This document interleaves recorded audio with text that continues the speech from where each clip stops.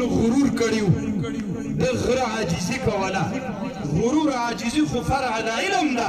په چا کې چې علم نه وي نن موږ ته نارې وهي بیرغ ده الله دې تا وشرموي الله دې تا ته هدایت وکړي د امریکایانو بیرغونو پسې دې ولې ورځ غږ راپورته نه کړ پوهېږو چې پردی دې تر شا ده په دې خبرو آګاه اوسېږه مونږ په بیرغ باندې چا سره جنجال نه کوو خو باداران دې خبر وي باداران دې په دې پوه وي چې دلته موجود وی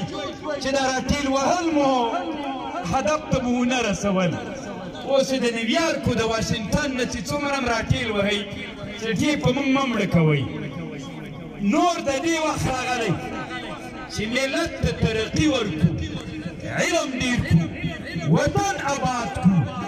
د پردیو په لمسون باندې د لا اله الا الله محمد رسول الله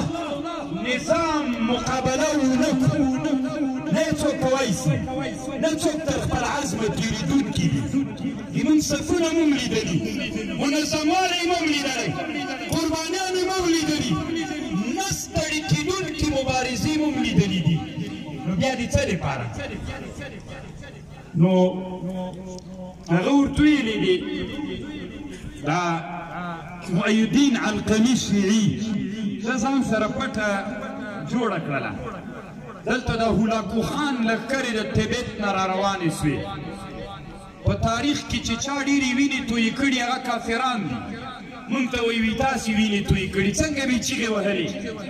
داسې یې وکړل داسې یې وکړل ځوانانو دویم جنګ جهاني خو په یاد ده که نه څومره کسان کې مړه شول 80 میلیونه 50 میلیونه ملکیان 10 میلیونه نظامیان مونږ کړي که دوی دوه چنده د افغانان ټول افغانانو دوه چنده غوندې زیات مخلوق تباه سوی مونږ ته وایي وي تاسې دهشتګر یئ د خلکو وینې تویوئ خلکو وینو ته تږي یئ که مونږ د خلکو وینو ته تږي وئ د مونږ د اسلامي نظام د راتګ نه وروسته داسې ظالمې چهرې دلته موجودې ولې مونږ به نن د هغې چټونه تاو کړي ول تر اوسه مو هم رسېدله هېڅوک مو غرور دې نه وي هېڅوک مو داسې په نظر نه راکړ ځکه ټوله دنیا مو ماته کړې وه دنیا کې مو دریم جنګ جهاني ګټلی دنیا ظلم را سره کوي هغه